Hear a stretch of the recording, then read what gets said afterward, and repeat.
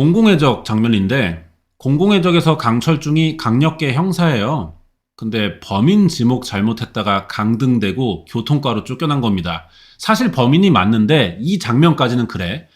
그래가지고 하기 싫어 죽겠는 교통순찰 하다가 웬 식당에 조폭들 찾아와서 돈 뜯고 막 건물 부수고 막 이러는 걸 발견했어. 당장 가가지고 멈추라고 하니까 이 조폭들이 막 무시하면서 너 뭔데 참견임? 이래요. 그러니까 강철중이 민중의 지팡이 이럽니다. 이때 조폭들이 또 막 개 쪼개. 근데 강철중이 화나가지고 막 또 두드려 패죠. 사건 준비하다가 이번에 이 영화 장면이 생각났는데 경찰이 왜 민중의 지팡이야? 법에 따라 나라 치안 지키고요. 국민의 안전, 생명 이걸 수호하는 조직이니까 그렇게 불러주는 거잖아. 경찰이 생각해보면 직업이 좀 특이합니다. 나라에 소속된 공무원이면서 군대처럼 계급이 있어요. 무장도 허용합니다. 경찰은 왜 무장이 허용된 조직이냐? 범인 잡아야 되니까 이 새끼들이 워낙에 흉악무도하다 보니까 최소한의 무력은 동원해야 되잖아요. 경찰도 똑같은 사람인데 안전을 보장해줘야죠. 그러다 보니까 고위급이 아니라도요. 이 경찰은 일반 공무원에 비해 권한이라는 게 좀 더 있습니다. 권한이래봐야 사실 뭐 그렇게 대단한 건 또 아니야. 주변에서 괜히 좀 이렇게 대우해주는 눈치고 일부는 괜히 또 긴장도 좀 하고 쓸데없이 잘 보이려고 드는 사람들도 있고 이런 정도인데 여기서 문제가 시작되는 것 같아요. 강철중도 사실은 문제 존나 많은 형사야. 마약 수사하러 갔다가 지가 그 마약을 빼돌려가지고 팔아먹으려 그래. 그리고 자기 눈에 전과자로 한번 찍히면은 사람 과하게 막대하고 막 두드려 패고 그런다고. 근데 철중이 형이 이런 미친 경찰들과 다른 점은 최소한의 책임감이 있습니다. 요즘에 뉴스에 나오는 경찰들 보면은 이게 좀 없어요. 씨발 사람이 하는 일인 거 우리도 알지. 그러다 보면 실수가 나올 수 있는 것도 알아. 없으면 좋겠지만 경찰도 사람이라 실수한다고. 그러면은 인정하고 사과 뭐 바라지도 않아. 씨발 사과로 되돌릴 수 있는 건 아무것도 없어요. 어쨌든 기억과 결과는 남기 때문에 보상해주고 그냥 니들끼리 알아서 반성하고 그러면 되는 거 아니야. 근데 이렇게 하자니 또 이해 가능한 범위를 많이 넘어갈 때가 요즘 들어 경찰에게서 많이 보이죠. 어쩔 땐 이거 씨발 실수 아닌 것 같아. 요즘에 그 동탄경찰서만 해도 봐봐요. 없는 사건 처 만들어서 실적 내고 미친 간부가 막 성매매 업소도 운영했어. 이게 민중의 지팡이요? 지팡이로 그냥 뒤통수를 후려갈게 볼래 그냥 씨발 거냐.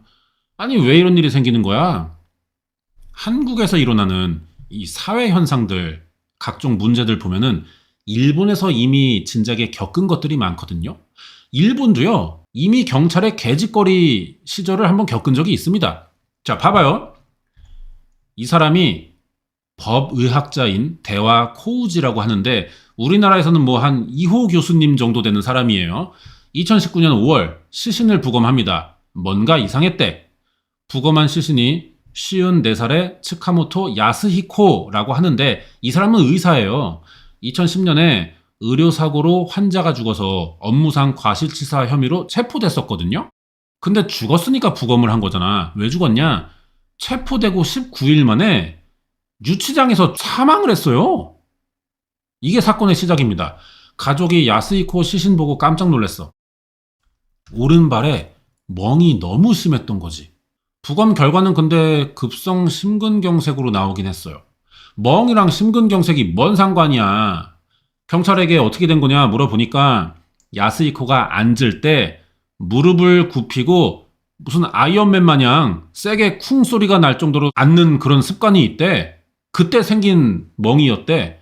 말이 되냐? 아니 경찰서에서 조사받는데 무릎 안자를 왜 하냐고. 무릎 안자를 하더라도 이렇게 될 이유까지는 없다고요. 유가족은 야스히코가 이렇게 앉는 걸 본 적이 없는데 뭔 씹소리냐면서 경찰에게 소송을 걸어요. 그래서 아까 본 법의학자 그 코우지가 재부검을 맡았던 거지. 폭행에 의한 사망이었대. 경찰이 진행한 부검과 너무 다른 결과가 나온 거잖아. 그래서 부검인 코우지는 유가족과 같이 일본 경찰을 이번엔 형사사건으로 고발했는데 민형사 다 건 거야. 경찰에선 폭행은 없었다는 말만 반복하더라고. 그래서 이 재판을 3년이나 했어요. 근데 결국 야스히코의 조사를 담당한 경찰 2명이 불기소 처리되면서 사건이 종결됩니다. 이대로 끝이야. 되게 말도 안 되는 재판이잖아. 무릎으로 앉으면 무릎에 상처가 나야지 왜 씨팔 정강이가 저렇게 되냐? 근데 이런 모순들이 더덕더덕 있는데도 불기소됐다니까? 법적으로 보면 경찰은 잘못이 없는 결과가 나왔잖아요? 당당하겠지? 근데 우리가 볼 땐 씨발 의심스럽잖아. 이렇게 끝나서는 안 되는 사건인 것 같잖아. 근데 끝이야. 더 이상 뭐 해볼 수 있는 게 없어. 예전에도 우리나라에 이런 식으로 억울하게 감옥 가서 뭐 다쳐서 나오고 죽고 이런 사람들이 있었잖아요. 일본도 진작부터 엔자이 사건이 어마어마했다고요. 이런 게 한둘이 아닌데 그 중에 굉장히 대표적인 사건 하나 더 알아볼 겁니다. 진짜 개짓거리 하다 잡힌 범인인지 경찰이 만들어낸 조작된 사건인 건지 한번 봐봐요. 여기가 어디냐? 도쿄 에도가와에 있는 코마츠카와 고등학교입니다. 여기 학생인 16살 오타 요시에란 여자애가 실종된 거야. 좀 옛날이긴 해. 1958년 8월 17일 사건인데 3일 뒤, 실종 3일 뒤 신문사에 전화가 와요. 지가 이 사건의 범인이래. 나 같으면 전화 받고 지랄하네 이러고 끊었겠지만 그러면 신문사는 망하겠지. 기자가 너 범인인 거 그러면 확인해 줄 수 있냐 물어보니까 시신 유기한 장소를 알려주는 거야. 바로 경찰들이 가봤죠. 근데 아무것도 없어. 장난 전화였습니다. 근데 다음날 21일 이번엔 사건을 담당한 경찰서로 전화가 와요. 어제 신문사에 전화한 그 새끼야. 방송에 아무것도 안 나오니까 못 찾은 거라고 생각했나봐. 경찰에 직접 유기 장소를 알려주려고 전화했대. 이번에도 경찰은 장난이라고 생각했어요. 근데 혹시나 아니면 어떡하냐? 기자들이 이 사건 취재하다가 경찰이 제보 무시했다. 뭐 이런 소문이라도 돌아봐. 혹시나 좆되는 상황 올까봐 한 번 더 속기로 했어요. 장소가 여기입니다. 코마츠카와 고등학교 옥상. 가봤더니 요시의 시신이 진짜 있더라고. 이 새끼 관종인가? 아니 대체 왜 시신 위치를 밝혔냐는 건데 그 뒤로도 자기에게 위험한 행동을 계속해요. 피해자 집과 경찰에 손거울, 빗 이런 걸 보내는 거야. 피해자 물건을. 씨발 이건 지금 지가 안 잡힌다는 자신감이나 피해자에게 모욕감을 주겠다 내지는 개또라이인 거야. 신문사에 또 전화했어. 자기가 한 짓을 자랑하려고 전화한 건데 그냥 수다 떨듯이 통화를 하고 싶었나 봐. 말하다 보니까 이 새끼가 신나가지고 막 흥분해서 한 30분을 내리 떠들었대요. 그리고 이것 때문에 잡힙니다. 1958년인데도 이때 전화 역추적해서 발신지 알아내는 기술이 있었대. 생긴 지 얼마 안 됐겠죠. 범인 새끼는 이런 걸 모르니까 30분을 쳐 떠든 거야. 경찰이 발신일시 알아냈어. 공중전화 부스였더라고. 근데 출동해보니까 이미 끊고 도망갔어.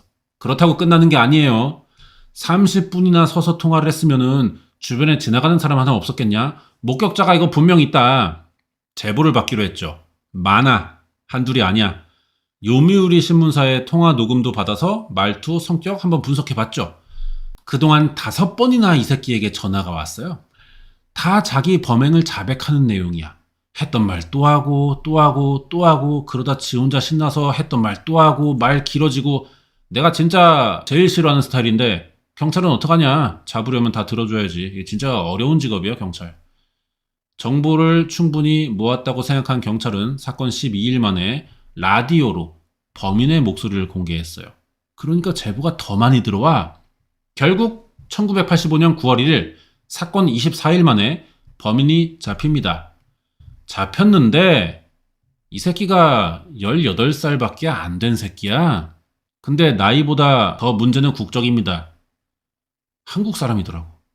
내가 일본 사건 할 때마다 얘네가 범인 못 잡으면 범인이 뭐 한국인 아니냐 이런 소리 그만하라고 여러 번 말했는데 이게 진짜 예전부터 있던 일인가 봐. 신기한 게 해외여행이 자유롭지 않을 때였잖아. 아니 마이클 잭슨이 태어나던 1958년에 어떻게 한국 고삐리 새끼가 일본에 가서 살인을 할 수 있냐? 제일 한국인이었어요. 얘가 이름이 이진우야. 얘에 대해 좀 알아보자면은 도쿄 카메이도라는 데서 태어났대요. 참고로 카메이도는 예전에 옴질리교에서 악취 테러 사건 했던 거기기도 해. 살인 사건 직전에. 이진우는 집안이 어려웠죠. 집이 못 살아서 그런 건지 태어날 때부터 버릇인진 모르겠는데 도서관에서 책도 훔치고 뭐 자전거 훔치고 도둑질을 많이 했대. 이게 오래된 사건이라 범행 기록만 있지 범인의 성격은 잘 알려져 있지 않거든요. 그나마 가늠해 볼 수 있는 게 출생이에요. 1958년에 18이었단 말이야. 1940년생이라는 거지. 2차 세계대전이 1939년 9월 1일에 일어났어요. 그때 태어난 거야, 얘. 일본이 한국을 강제 점거하던 시기는 훨씬 더 전이고, 일본은 이코마 터널 같은 데다 조선인들 노예처럼 부려먹기도 했고, 전쟁 일으켰다가 1945년에 핵 2방 맞고 항복했잖아. 지들이 잘못했지만 조선에 대한 반감이 컸을 거란 말이야. 이런 상황에 도쿄에서 식민지국 사람이 태어난 거야. 안 그래도 집이 어려운데 인간 대접했겠냐? 주변에서. 이런 분위기에서 학교 다니고 고등학교 갔다가 거기서 사건을 저지른 거예요. 일본에 대한 반감이 범행 동기는 아닐지 한번 생각해 봐야 된다는 거죠. 이준호의 자백으로는 사건 당일 수영하려고 학교 수영장에 가던 중 옥상에서 책 보고 있던 16살 요시에를 발견했고 눈에 거슬려서 칼로 위협을 했대, 지가. 그래서 여자애가 소리 지르니까 성폭행 살인하고 죽은 뒤에 시신 성폭행도 하고 그랬다는 거야. 5개월 전에도 공사장 인부들 밥하는 24살의 다나카 세츠코라는 여성도 자기가 성폭행 살해했다는 사실까지 추가로 자백을 했어요. 여기서 특이한 게 또 있습니다. 유영철 같은 경우를 보면은 이 사람 글 잘 쓰잖아. 그림도 꽤 잘 그리고 글씨도 존나 이쁘다고 안 어울리게. 이게 유영철이 신문사에 보낸 편지예요. 뭐 내용을 떠나서 내용은 존나 중2병 무슨 씨발 악마 이런 소리 해 병신이. 근데 어쨌든 이 자체를 보면은 문학적 재능이 좀 보여 유영철에게. 연쇄살인범 중에 해외에도 이런 경우 되게 많거든요. 이진우도 그랬대. 예전에 신문사에 소설 공모전을 낸 적이 있어요. 여기가 요미우리 신문사였던 겁니다. 자기가 예전에 알던 그 신문사에 전화해서 시신 위치를 알려줬던 건가 봐. 피해자를 남자로만 바꾸고 자기가 한 짓 그대로를 소설로 써서 낸 거야. 주제는 조선인에 대한 차별이었대. 이런 게 범행을 입증하는데 도움이 좀 된 것 같아요. 사건이 밝혀지자 이진우는 18이잖아.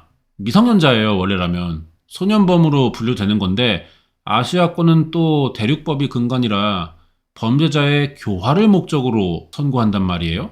근데도 검찰은 살인과 강간치사로 사형을 구형합니다. 도쿄 지방법원도 혐의다 인정하면서 사형을 선고했어요. 재판이 판결까지 되게 빨리 진행됐거든요. 이런 거 보면은 한국인이라 차별이 또 약간 있었던 것 같기도 합니다.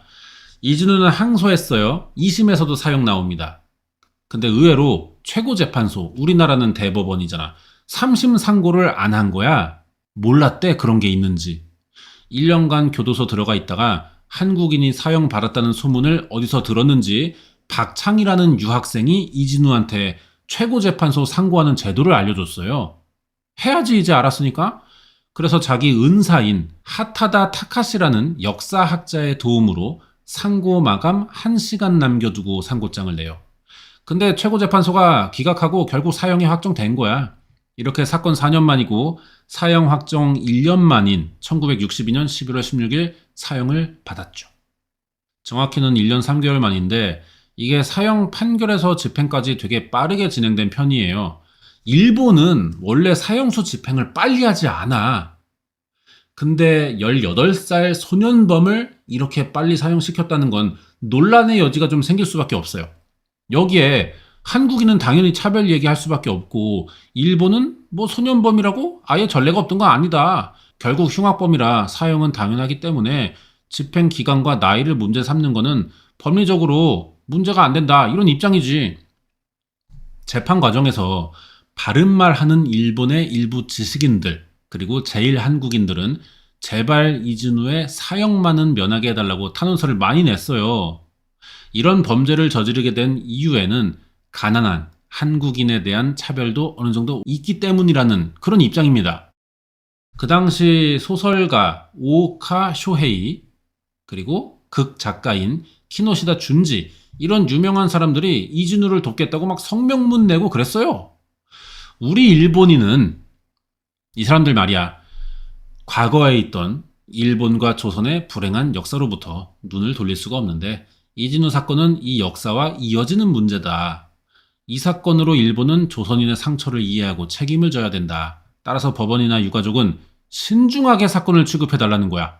심지어 피해자의 부모도요, 그동안 일본은 조선에 큰 범죄를 저질러 왔으니 이 죄를 생각해서 이진우가 감형받아 출소할 경우 일본 사회는 이진우를 다시 받아줘야 된대.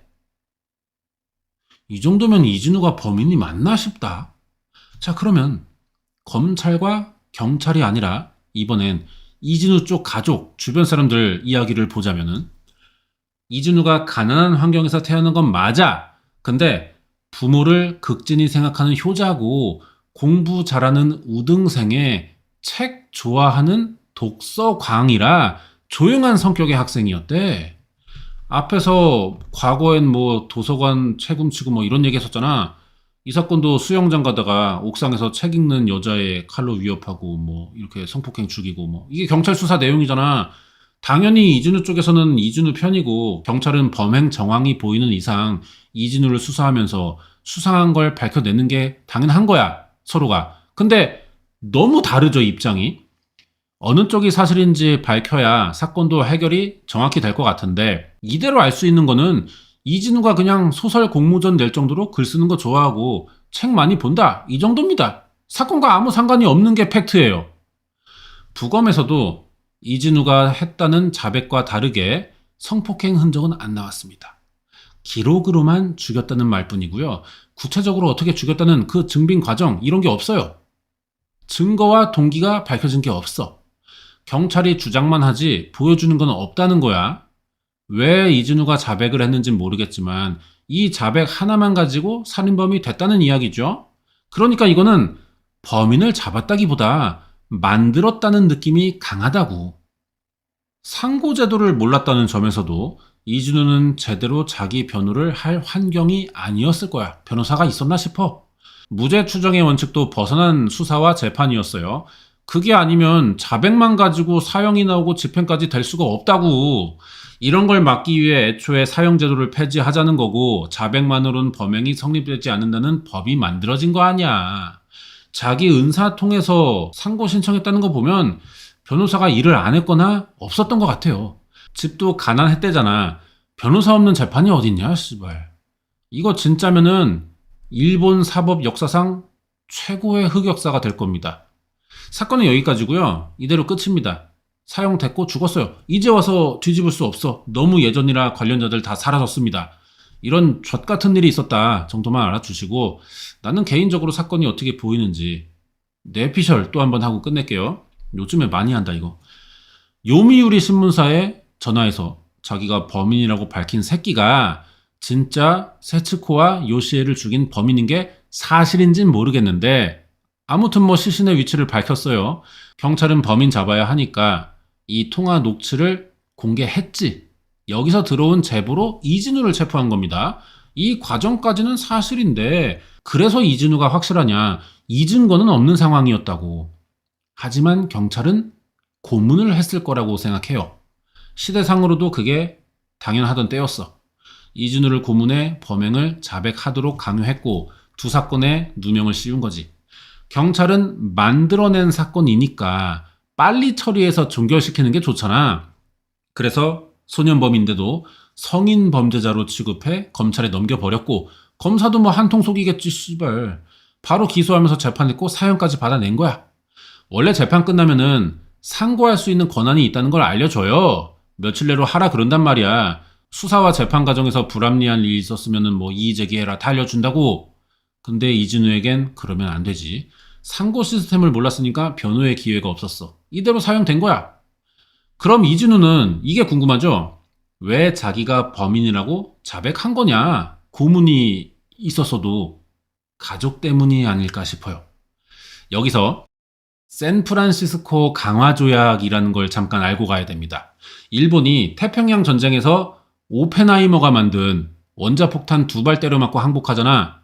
이때 전범인 일본과 미국을 중심으로 한 연합군 사이에 조약이 체결돼요.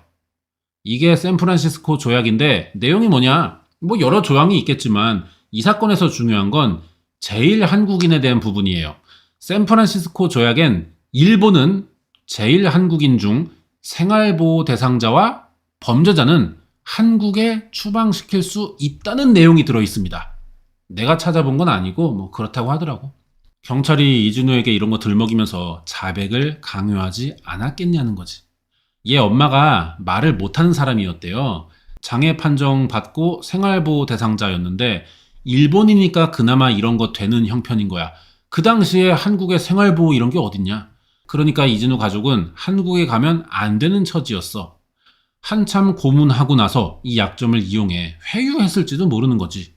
범행 인정하면은 진우야, 너는 처벌받겠지만 엄마는 계속 일본에서 살 수 있어. 이렇게 말했을 것 같아. 이미 결과는 정해져 있습니다. 이진우는 이제 자기는 범인이야. 근데 엄마가 추방되냐, 일본에 남냐, 이걸 선택하는 거죠. 이진우는 경찰의 딜을 받아들일 수밖에 없어요. 그래서 자백한 건데 생각한 만큼 적당한 선에서 끝나질 않는 거지. 사형 나올 줄 알았겠냐? 일본 경찰에 뒤통수 맞은 거야. 여기서 또 이야기할 점은 아니 왜 그럼 씨발 일본에서는 사형까지 시켜야 했냐는 건데 만들어졌지만 소년범이잖아. 적당한 형 내리고 한국에 추방시킬 수도 있어요. 근데 모든 재판에서 다 사형을 때렸어. 집행도 너무 빨랐고. 이 와중에 차별받은 것처럼 또 보이기도 한단 말이죠. 혹시나 뭐 조작됐다는 내부 폭로나 범인이 아니라는 증거가 나와버리면 곤란하니까 아예 죽여서 입을 막아버릴 생각은 아니었을까. 뭐 이런 것들이 있지 않았을까 싶어요. 자, 이진우 사진은 이게 마지막인데 표정과 이 자세, 태도, 느낌 같은 것 좀 기억해 놓고 있어야 됩니다. 이게 중요해요. 이제 내용에서. 관련된 이야기로 넘어가자면 서경식이라는 제일조선인 작가입니다. 이 사건으로 괴물의 그림자, 코마츠카와 사건과 표상의 폭력이라는 책을 썼어요.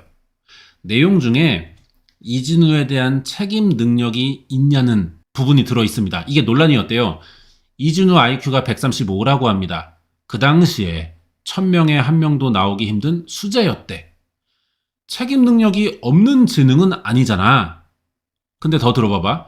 이진우를 조사한 사람 말에 따르면 차별로 직장에 취업할 수 없어서 가난했고 그나마 잘하는 일인 작가가 돼보기로 한 거래. 작가가 되려고 한 건 이진우의 성격 때문이기도 한데 성에 빨리 눈을 떴대요. 빠르다는 걸 보니까 한 10대 초반쯤이지 않을까 싶어. 성격은 탐유적이라고 써있는데 탐유가 무슨 말인지 잘 모르겠어요. 검색해도 이게 사전에 없어. 뉘앙스 상으로는 뭔가 빠져들어서 탐구하는데 그게 좀 이제 성적 흥분도랑 관련이 있는 약간 좀 그런 상태를 말하는 건가 봐. 탐닉하는 느낌. 이게 중요하죠. 고집 세고 자폐적인 기질이 좀 있었대. 정서불안에 공격성도 좀 있어서 이상 행동을 돌발적으로 드러내기 쉬운 성격이었다는 거죠. IQ가 비정상적으로 높았다는 점을 더해보면 자폐증이지 않았을까 싶기도 합니다. 우영우 같은 거. 이진우가 진짜 범인이라도 소년범의 자폐증 환자인데 조금도 참작이 안 된 거야, 재판에서는. 애초에 이래서 범인으로 찍어낸 걸 수도 있다고 보는 거예요. 자폐증 있는 이진우보다 제정신으로 보이는 검찰, 경찰의 거짓말을 더 사람들은 신뢰할 테니까. 자백 말고는 피해자의 부검이 증거의 전부인데 이 부검도 허술했어. 정신 감정도 뭐 하긴 했나 봐.